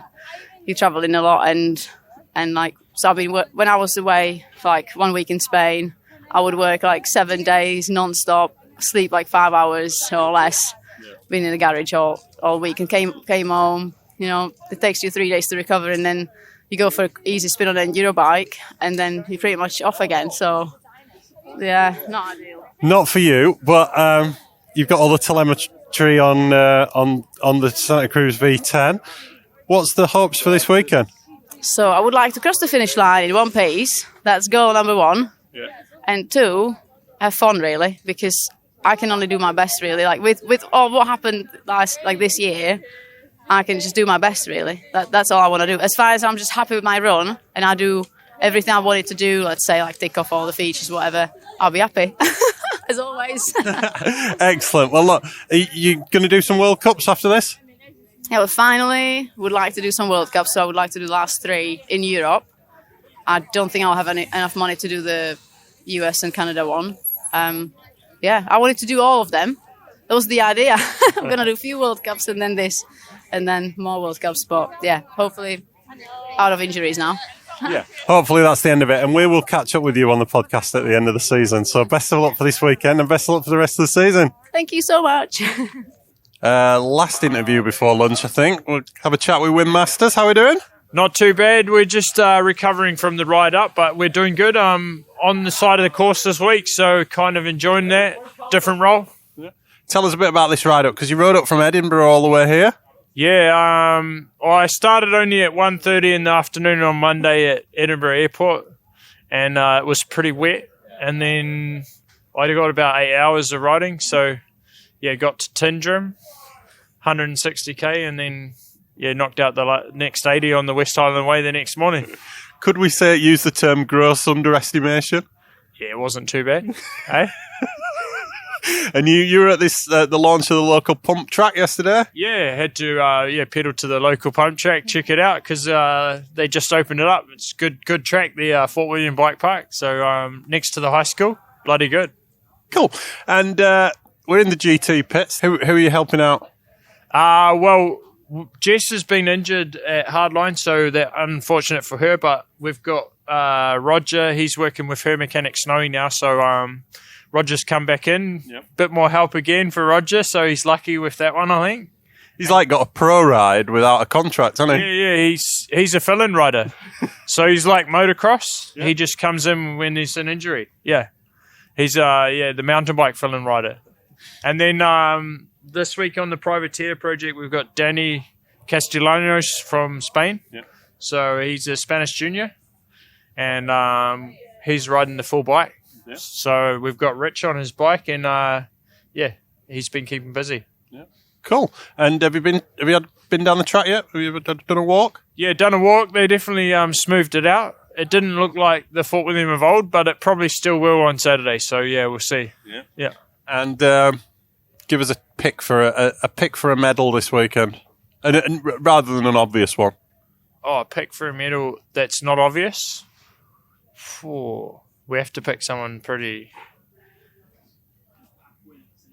All the obvious ones are pretty easy, so we have to go with someone. You can give us an obvious one if you want. Nah, it's better to go for a dark horse. Yeah. Who would be a dark horse at Fort William? Do you know who Reece said yesterday? Who? Hattie Harden. Oh, it's a good pick. I like it. Yeah. She is good. Yeah. And it's a long physical track. Yeah. So that's a good pick, Reece. Yeah. But I don't want to do the same. No. So we have to go someone like outsider and elite men.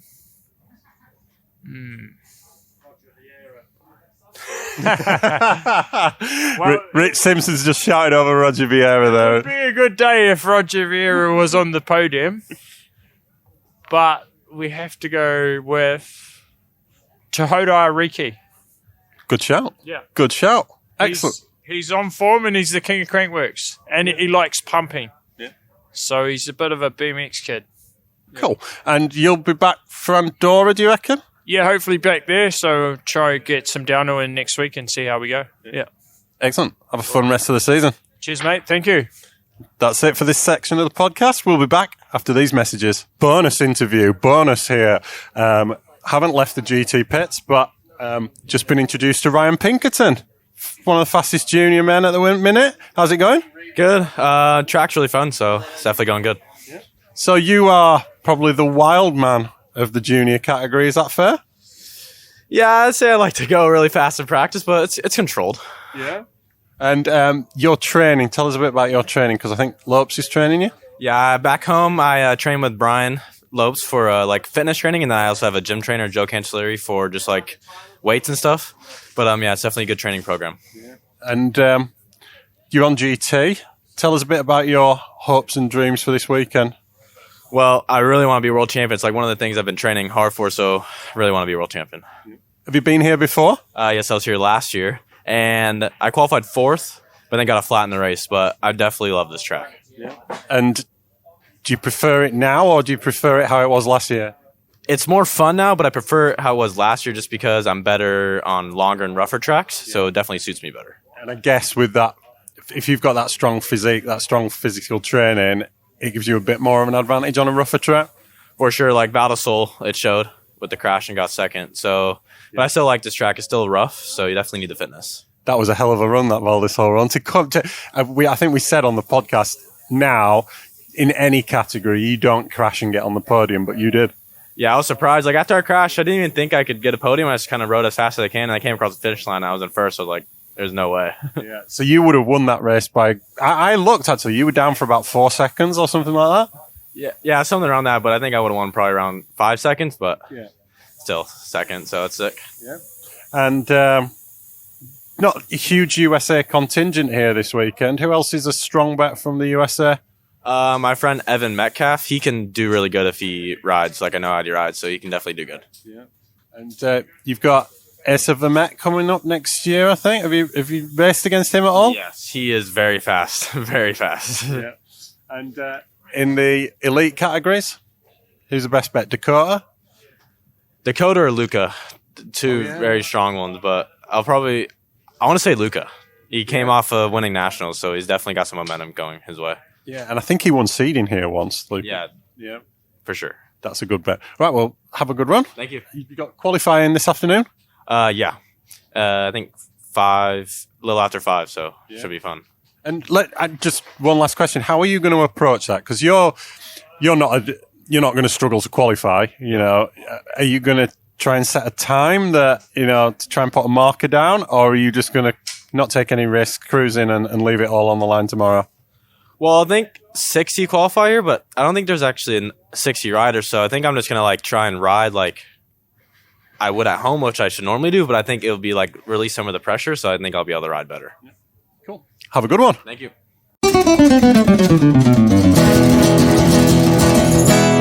Hi there, it's Jordan Williams from Specialised Gravity.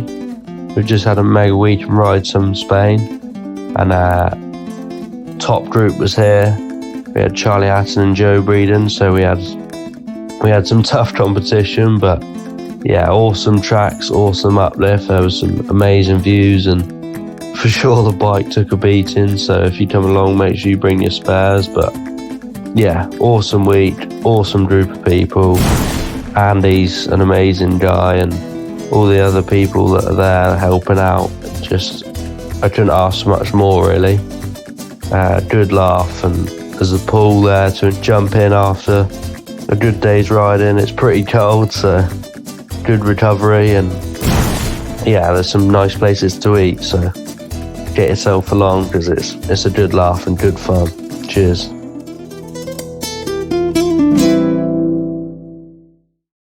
If you're enjoying the Making Up the Numbers podcast, hit subscribe now so you don't miss an episode, and drop us a review whenever it's convenient. For additional content, follow us on Instagram at Making Up the Numbers Racing. Choose single track. Choose print. Choose digital. Choose an independent mountain bike magazine. Choose mountain bike culture. Choose adventure and mishap. Choose great stories and glorious photography. Choose ad-free access to our website. Choose time out with a mug of tea. Choose an annual subscription. Choose a monthly subscription. Choose discounts in our shop on a range of ethical products. Choose bobble hats. Choose hip flasks. Choose gift subscriptions for your friends. Choose single track salvation for your arse. Choose a username. Choose a community. Choose to support independent publishing. Choose your future and our future. Choose single track. Had a spot of lunch. First person I've come to see after lunch, because women's practice, elite women and junior practice is now finished, is Camille Balanche. Camille, how was it? It was good. It was really good. Yeah? Do you prefer it all smoothed out? Honestly, yeah. It's. I thought first when I walked it that it was too backpack. I was like, eh. But when I rode it, it it felt like for William, to be fair, like it's still rough, it's still long, it's still physical. So yeah, I like it. I feel like it's safer. Excellent. And obviously, you have only come here for one reason. Yeah. No, yeah, for sure. And if you only had to pick one rider, who's your biggest threat this weekend? Well, honestly, so I would have said Rachel and then Nina, but apparently they are both out. Or like Rachel for sure and Nina maybe. So then will be Valley. Wow. So yeah, it's super weird. So I saw Nina all kitted up. I thought I saw Nina all kitted up. Yeah, just apparently I think last training run she was with her mechanic walking next to the track like pretty beat up. But I don't have like a lot of information. I guess we'll see tomorrow in quali. But I think Rachel is out for sure. So you are leading the overall so far this season. Is it three second places? Yes. 3 second places. and I asked a silly question, apparently. That's what you determined it, that if I said you could take the overall, but you wouldn't win any of the races, would you take that? And you said that was a silly question. If I offered it to you now, would you take it? Yeah, I mean, it's too early to say. It's only been 3 races anyway, and I mean, I don't, like, my goal is to win, obviously. I gave my everything, and if I will win the overall without winning, then, yeah, for sure I'll take it. But, I mean, it's not what I'm going for. Like, I just try to win, and I felt way better to have a win, but, yeah, we'll see. So you were the 2020 world champion? Exactly, yeah. 2020 Leo game. And does this race mean a little bit more to you than the others? Depend on the year, to be honest. Like last year I was injured at World, so I was just like going down and I knew I had no chance. And the year before I wasn't also like in the mood like I'm gonna win it. I was more in the mood like, yeah, have a good season, just do another good result, like be consistent. But definitely this year, like I'm in the mood of I want to win, probably also because I haven't won a World Cup yet. So I'm like, fuck, I want that win now. And I've been prepping for that race specifically, and we had a good time off at home also to do some specific training for that track. So I really hope it's going to pay off, but then I guess we will see. Yeah, I was chatting to Jordan Williams yesterday, and he said like he's hungry for it, and it's not something you can really control. But you know, he won in Lenzerheide, and then he's got Leogang and Val di Sole, and you can't do that level of focus of I'm going to win this thing at every single race. Do you think that's fair? Yeah, I don't know. Like I try. I mean, let's say World Cup, it's a bit different because you're also playing the long game, or at least I am, and so I want to try to win, but obviously do a good safe run as well, and be sure I make it to the bottom. And here it's a bit less that important because you don't lose points or whatever. Like, so it's more either you make it to the bottom first or you don't make it to the bottom. It doesn't really, like, it matter less for sure, so you can take a bit more risk. And tell us a little bit about the bike, the paint job. I love it. I was like, this year I was like, yeah, I'm going to do something like just super like simple, let's say, like, yeah, but I'm so stoked. Like, it's quite simple, like all black pretty much with a bit of chrome red, but I love it so much. It's just like, yeah, it just, I don't know, it looks sick. And you're wearing a Swiss cycling tracksuit top at the moment. I know those guys are over the other side of the car park here. How much involvement have you had with Swiss cycling? Let's say the only involvement is for World Champ. That like I have to travel with them, stay with them. But obviously during the day I can be with my team because I have my mechanic and the staff. So what I used to, and then in the night I go back with them and eat with them and sleep with them. So for us, it's just for World Champ, they pay everything, which is sick. And it's a bit different than the cross country where they also do training camp and like technical camp, and they have like technical trainer and everything that we don't have all that. But yeah, it's for World Champ, and then it's cool too. Like, it's just different, like all the kit and all the stuff and just, yeah, other organization. And so you've done, was it a 3-hour session this morning? Do you feel ready for seeding tomorrow? I know you've got a bit more practice. Yeah, I did 4 runs. I didn't know, like, I was like, yeah, I'm going to do between 4 or 5 runs. And after 4, like, people were starting to get injured. I had so many red flags. I was like, yeah, it's just, I hit all the line I wanted to. I did all the jump. I did everything. And I was like, yeah, just, I think it's enough. And I wanted to save my energy, and I can still go a bit faster tomorrow. And I think we have enough time. And did you get a clean run in? Have you done a time? I did. I haven't checked yet. I did a kind of a full run. I stopped and then went back up, so I have like the time of the full run, but I haven't looked at it yet. Okay. Well, look, I'll leave it there. Best of luck for Saturday. It would be really nice if you win, because the next podcast, the atmosphere will be a little bit nicer, shall we say? Yeah. No, but I mean, we all know everything can happen, but for sure I'm going to go for it, and then we'll see what happens. Excellent. Thank you. Thank you. So now in the Canyon Collective Follow My Dream pits with Tahnee Seagrave and Phoebe Gale. Double trouble. Yeah. Move over here where Tahnee is. Tell us a bit about the track this morning then, Phoebe. Oh, it was really good, really fun. It's pretty slippery this morning. First couple of laps, I was a bit surprised by how slippery it was. I think it rained quite a lot overnight, so I take top corners, and some of the rocks were slick, I guess. But yeah, got pretty good at the end of the day. I was enjoying it. Been a good day out, yeah. Any holes developing? For sure, yeah. The normal Fort William holes. There's a couple coming off at the top, a couple of slabs, but it's good. I'm enjoying it. Cool. And Tahnee, how are you getting on? Just easing back into it. I haven't raced here since 2018, so it feels like a big break. And to be honest, it was quite hard to find all the lines again, and the new stuff kind of breaks up the momentum. We used to have like a good flow down there. It was a bit slower, whereas now everything's way faster, and then you've got like the slippy berms, so you've got to like brake check quite a lot, and it's just finding that flow again. How can I put this? Have you seen that a couple of your competitors might not be lining up on Saturday? Yeah. I did see that. Have you been taking it easy today? I can see how it's happened, because I went a bit too hot into my first lap, thinking it was same old Fort William. But I don't know, body was a bit cold, bike was a bit cold, and like it's a bit gravelly up top, a bit slick. So I think once I hit the first few corners, I was like, okay, let's just calm it down a bit and we'll take it run by run. But yeah, in the beginning, I remember coming down for my second run, and I was like, how is there not more red flags or something? Because I was like, is everyone just fine? Because I was struggling, and I a lot of near death moments. So yeah. Phoebe, amazing start to the season. First podium. Does that change the aspirations for the rest of the season now? Nah, I don't think so.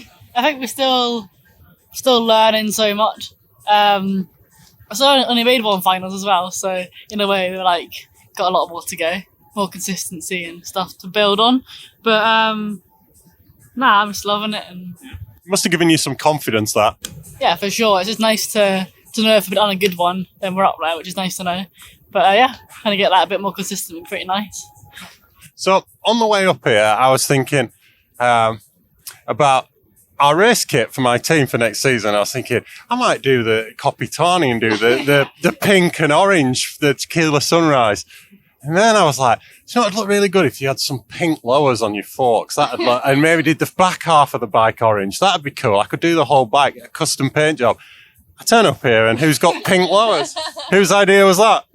That was Tony's idea, actually. I wasn't sure I was allowed them. Yeah. And then, because we were all meant to have the same bike.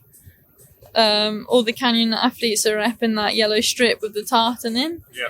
And I said to Dad that yellow wasn't my colour, and I just said it in passing, and then, he went and did what he does best and negotiated. There's ways of saying yellow isn't my colour, though, isn't there? I don't think those were my exact words. I'm being a bit nice just to make me look polite, but... yeah. Cool. So, you're coming into this, I guess the pressure's off? Yeah, I mean, I work better with pressure. I always have done. I love the pressure, but I just don't have any because I'm not in a position where, you know, I could go out, and I'm not a favourite to win, and I get that. But I still want to do really well, and I'm still building, and, you know, I'm still going to aim for what I've always aimed for, and that's the top spot. So I'm not going to come to Worlds and want anything less than that. I'll be happy with anything less than that. I don't mind. But yeah, I'm still aiming for the top, and whether that happens now or in future, I don't really mind. I enjoy the process so much. So yeah. I was walking around yesterday. I was chatting to somebody yesterday, and I was like, I mean, in my head, there was 6 women who could win it. So you've got your top 2, Valley, and in the overall at the minute, Valley and Cammy. Then you've got Nina, who's won here the last few times, possibly Marine as well. She's strong. She could do well here. And then like the 2 kind of, how can I say it, wild cards, which is yourself and Rachel. I think you've got a good chance. Thank you. I would say I wouldn't put Rachel down as a wild card. I really think she's been working hard for here, and she would have been my first pick for a top spot, her and Nina. But obviously you can't ever count Cammy and Valley out. So yeah, it's nice to know that there's more than just one winner that we've had in the past, and it's exciting because you don't know, and like we can't see anyone on track because the runs are so long and there's so little of us. So yeah, I don't know. But Rachel would have been my top pick. Okay. And so where are you in the rankings? Because I presume the seeding doesn't matter, and you go off your world ranking. So you could be down on like in the hot seat for quite a while. Yeah, I'm ranked like 20 in the world, so obviously I've got some catching up to do on the old UCI points. But I don't know. Yeah, I didn't think about that actually, and now I'm a bit worried. Yeah, because you could catch riders here. Yeah, that could be a possibility, but I mean, I think everyone's pretty nice, and if I heard someone coming behind me, I'd pull out the way, and I'm pretty sure everyone would do the same. I don't know what our gaps are. It's a pretty long track, so or maybe everyone's going to be pinned and I won't have that problem. Maybe I'm getting too ahead of myself and I'll be fine, and that's exactly where I belong. What number ranking are you? Yeah, number 14. 14. Right, so yeah, you could come down and do okay tomorrow as well. 14 in the world, that's all right. Yeah. Cool. Well, have a good weekend. Enjoy Saturday, and hopefully at least one of you is going to bring us home a medal. Yeah, fucking hope so. A couple of medals. Yeah. Excellent. Thank you. Gracie Hemstreet, how are we getting on? Yeah, it's awesome. The track is insane. I love it. It's great. Cool. You've been here before. Yeah. Do you prefer it smoothed out, or did you prefer it when it was rough? Yeah, I haven't gotten hand pump yet. That's nice. Yeah, the smoothing out is great. Appreciate it. And have you done a full run? No, I stopped at least once every time today, but yeah, tomorrow's the day. And at least one of your competitors is out. Who? Rachel's out, and Cammy thought Nina might be out as well. Yeah, Cammy, Nina, Isabella, unfortunately, and yeah, there's a few of them. Yeah. Have you had a strategy to not go so hard so fast? Well, it's my first day on the bike today in 2 weeks. That's when I crashed. But yeah, I'm taking it easy, going chill. Yeah. But yeah, race run won't be chill, but yeah, I'm stoked. So we recorded with you obviously a few weeks ago, and it was just before you were going out to do a Canadian National, was that right? And you had a big one. Tell us what happened. Yeah, second practice lap of the day. I don't know. It was off the motorway under the trees, and then yeah, there's big holes developing throughout the day, and then not even. It was second lap, but I don't know. I just hit it weirdly, I guess, and flew over the bars to my head, and yeah, it was a scary one. Yeah. You're all right now, though? Yeah. I got cleared to ride now, so yeah. Cool. And you were going up that weekend to test the new bike. Obviously, you didn't do much riding on it then. Have you done much on it since? Well, we tested before Burney for like a week, so that was nice. But yeah, this is my second time on it. So yeah, pretty fresh. And how are you finding it? Oh, it's insane. Like on my old bike. Yeah, it was an enduro bike. It was a trail bike. So yeah, it's like a full downhill bike. It's way better. Excellent. Right, well, enjoy the rest of your weekend. Hope you have a good one. Yeah, thank you. You too. The Bulldog, Brooke McDonald, just finished practice. How are you getting on? Yeah, good. Bit different day to previous years. We've had a big revamp on the Fort Bill track, so yeah, it was a fun day. I was just saying before, it feels like the first time I actually come to Fort William and raced. Feels like that today. So yeah, no, it's been a good day, and yeah, looking forward to tomorrow. And that first time you came, how did you get on here? I qualified, so that was a big achievement. I definitely wasn't in any physical shape. All the fitness was there to try and put a full run down, but you know, I had to make myself do that. But now it's a bit easier. You know.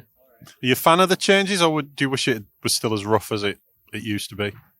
No, I'm definitely a fan of the changes because, I mean, a lot of the top stuff, there weren't even berms there, so to try and hold speed was super hard, and I feel now it's not easier, but it's much nicer to be able to hit corners and feel like you've got something there to support you. So, yeah, I think they've done a great job.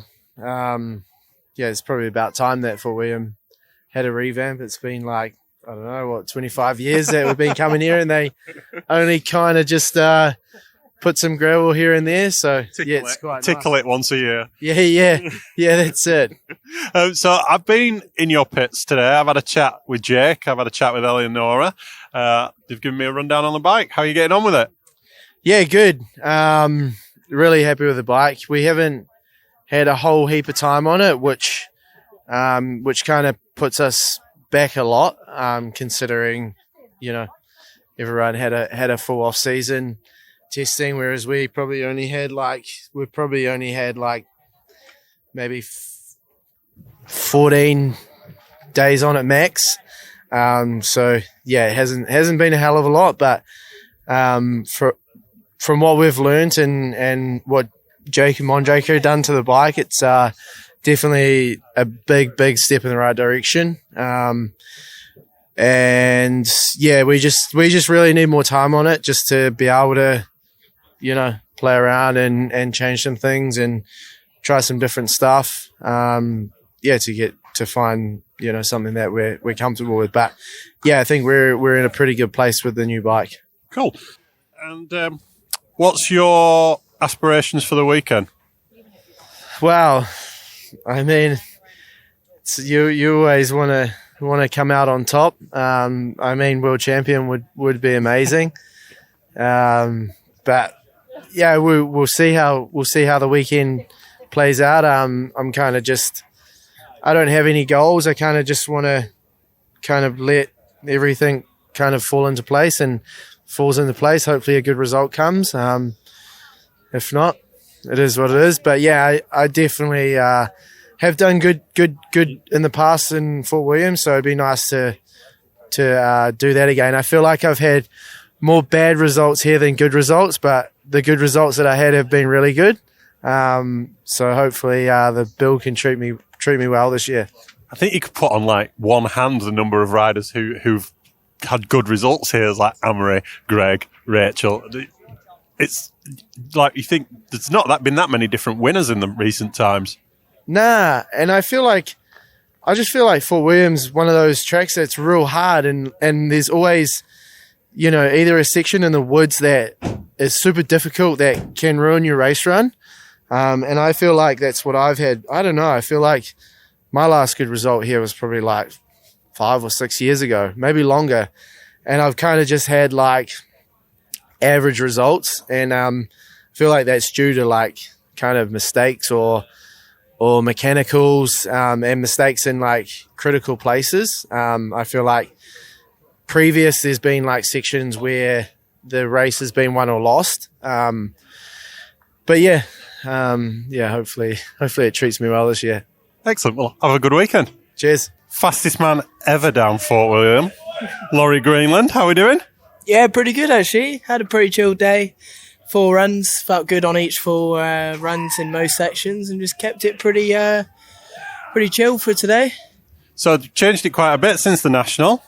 Quite a lot of work done, but still the same track. Yeah. You a fan? Yeah, I'm quite a fan. It's always nice to have something a little different. I've been riding here since I was 12, and I've come here over 20 times, so it's always nice to have a nice berm in place, but it's going to mean it's harder to separate people, I think, but I mean, you just got to find the flow, and with whatever they put in front of you, it doesn't really matter what I like, I just got to get on with it. Yeah. And how would you describe your season so far? Some of it's been great, some of it's been tragic. Just had a couple real big crashes out of nowhere this year, so just a bit excited. I'm keen for it, pushing the pace, and it sometimes goes your way, it sometimes doesn't. So, yeah, there you are. Only here for one thing this weekend? Yeah, exactly. One thing only. And how are the rest of the team getting on? Nina had quite a big crash today. Jackson's not made it. He's still recovering from his appendix surgery. And Greg seemed to be going pretty good. But I think Nina's going to be back on the horse for tomorrow. But, yeah, everyone's going all right. Cool. And tell us a bit about the bike, the custom paint job on that. Yeah, GBR colours, man. It's nice. Got to represent GB colours in the UK. It's not. I think it's probably a once-in-a-career chance to kind of rep GB in GB. So it's now we've gone all out. And with these paint jobs, they look. It looks like it's near in production now.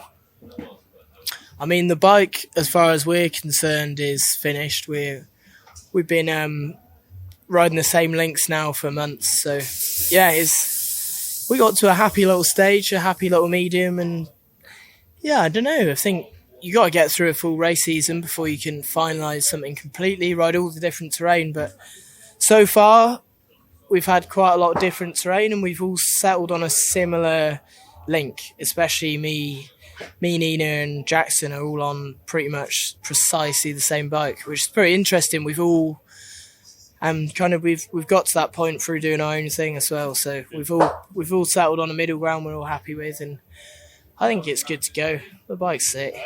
Excellent. And strategy for the rest of the weekend? Just deal with whatever's in front of me, I think. If I've got to go out for a race run, I'll do a race run. If I've got to go to sleep, I'll go to sleep. If I've got to eat, I'll eat. And just dealing with whatever is in front of me, trying to just be pretty relaxed about it all, I think. Cool. So you've been junior world champion? Yeah. How much more would this one mean? There's nothing better than the rainbow stripes in what we do. It's a pretty prestigious garment to own. So, yeah, it'd be nice to own a junior one and an elite one, but it'll happen. One day we'll make it happen. I think you've got the right approach. So best of luck for Saturday. And, be cheering you on. Cheers, man. Thank you very much. We are recording. Mr. Consistent, Finn Isles, how are we doing? Yeah, good, man. How are you? I'm very good, thank you, yeah. Season's going well. How long is it since you weren't on a World Cup podium? I think it's been last year in snowshoe, but I think it's like 7 of 9 races I've been on the podium. 7 of the last 9. So I've been pretty consistent the last, year or so. Yeah. And how do you go here? We'll see. I think I got to stop being consistent and kind of risk it a little bit more for this one, which is a funny feeling, but I think that Worlds kind of brings that out of you where you're riding a little bit outside of yourself. And I think that I've already felt that in practice this morning where I was like, oh, I'm going fast. Like there's a lot of sections where I was like, I was really moving, but I think that going into Saturday, it's just building throughout the weekend so that you're not peaking too early. And then come race run, it's kind of like hell bent for leather and just try and make it happen. Fan of the changes to the track? Yeah, I'm a super big fan. The last time I was here was 2019. So the difference between now or then and now is pretty crazy. So I think that it's definitely made a huge difference in the way that the track flows as well as like the way that the track feels. And it's just made it a whole lot better. And yeah, stoked. And where are you sitting in the overall now? Right now I'm number 2. Yeah, I'm 12 points off first. It's close. Yeah. So on our podcast, Jack said a few weeks ago that he doesn't think that one rider is going to win more than... He doesn't think there'll be a person who wins 2 races. Yeah. He thinks he's going to be a different winner at every round. And I think he might have said that he thinks you will take the overall. Really? Yeah. Interesting. Do you think that might happen? I would like to think that might happen. That would be pretty cool. I feel like my consistency in the first 3 races has like been a really good sign for me. I think just continuing on the same path and sort of building towards the end of the season, because we have only done 3 and we have 5 left. So I think that this next block of 3 in a row, Andorra, France, and France, is going to be really important to just be taking care of yourself, being prepared for every race run, and just making sure that you're getting as much recovery and stuff so that every race run is your best run. And I think that going into those, I'm going to be focused on trying to just get a little bit faster, because right now I'm not really happy with coming 5th, 4th, 2nd. You know, I definitely want that feeling of the win after last year. I'm like kind of been chasing that. So I think that at the end of the season here, it's definitely going to be a little bit higher pace, and I'm just going to be going for a little bit more of a consistent take to the races, but also a little bit more intensity so that I can try and get that win. And I mean, I don't know if there's going to be more than a person that wins more than one race, but the person that does will win the overall. And we spoke with Jordan Williams yesterday. What's it been like having Jordan on the team this season? It's been really good. Yeah, Jordan's awesome. He's like, I don't know, I didn't really know much about him when he was coming onto the team. I just knew that last year he was competing a lot with Jackson, so I think there was like, it was funny because I knew Jackson growing up, and then I didn't really know Jordan at all, and now he's on the team, and like, it's been awesome. He's a really good kid, and like, him being really fast is good for me. It's good for Loic because it kind of pushes us to be faster and faster, and I think that having another English speaker kind of adds a new dynamic, and I think that it also just creates a little bit more team camaraderie because we're all sharing lines. We're talking about stuff on track walk. Jordan and I basically shared all of our lines together. We rode together, and I think that it's a cool thing in our sport where it's like there's teams, but you're individual, so you kind of benefit from all of it, but then you just have to do it yourself. So it's been awesome. And last question, tell me a bit about the bike. The bike is really good. Actually, we've been working on it now. It's been over a year now since I got on it, and I haven't been here yet. So it's been interesting trying to figure it out. And this morning I was actually kind of struggling with some of the settings because Kevin and I were trying to work through some stuff. But I think that we found a really good base setting moving into faster runs, and the bike itself is quite a bit stiffer than the old one, and I'm quite heavy, so I think that suits the way that I ride. And going into these faster runs, I think the bike is really good at accelerating down the hill. On a track like this, you need it. So I think we're in a really good spot with the bike, and I'm in a really good spot myself. So hopefully come Saturday, I can get the stripes. Excellent. Well, have a good run on Saturday. Thank you so much. Appreciate it. Wrapping up the podcast, last interview is with Simon Burney from ESO Sports and former mountain bike coordinator for the UCI. Is that right? Yeah, I've had a few hats at the UCI. I was coordinator for off-road, so I was kind of managing the off-road department, which included mountain bike at the time. Yeah. Cool. And so you're working as a consultant now for UCI. Tell us a bit about what you're doing here this weekend. I just kind of lead the UCI team that are on site, really. So mainly from the sports side, but it's a big team, especially this year with all the different events that are going on around Scotland. So there's a lot of UCI people here. So I'm just kind of responsible for the team that are at the mountain bike events. Excellent. So you're the head of sport for Warner Brothers Discovery. Tell us a bit about how this season's going. It's going well. You know, it was a hectic few months leading into it, and it started a little bit on the back foot, but we've really moved forward a lot since the event started. And, you know, if we look at the last event, which is probably the best one to do, you know, I think we moved on a lot from the start of the season to Val di Sole, which was the last one at the first weekend in July. And that was really good. And it's a really big team, and it's a lot of new things for a lot of new people. So all the TV team, the majority are kind of seeing mountain bike for the first time and understanding how it works and how to film it and how to get the best product and the best presentation of the sport. So every race is a big learning curve for them, but it's gone really well. And I think going into the block 2, which starts in a couple of weeks in Andorra, I think we're in a pretty good place. And I think we just kind of ramp up to the end of the year. We've got a really nice calendar been approved this week at the UCI Management Committee for 2024. So I think, you know, it's been good. Big challenge, a lot of work, but yeah, really going in the right direction, really positive. Excellent. And this weekend, everything going well so far? Yeah, for the down. Also, yeah, Fort William right now.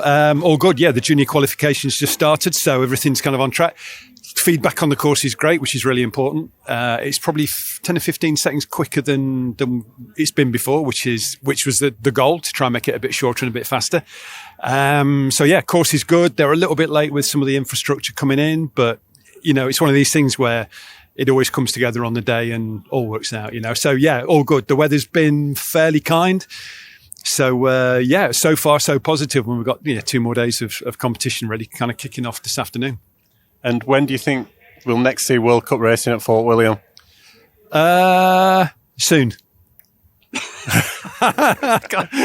I've heard a rumour as well. All right, yeah. I can probably substantiate the rumour, but I can't tell you. Yeah. No, we'll be back. Excellent. Well, just a big thank you from me, because last Friday I was in Last Chance Saloon. I didn't think I was coming up here this week, and so I dropped you a message and you sorted me out a pass. So thank you ever so much for that. Very much appreciated. You're very welcome. Yeah, nice to see you, and thanks for the chat. Excellent.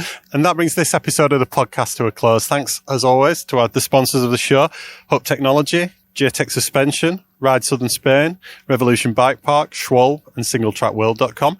I hope this has given you a bit of a flavour for the World Championships up here in Fort William, and anyone travelling up, it's got you excited for racing. We'll be back with another episode very soon.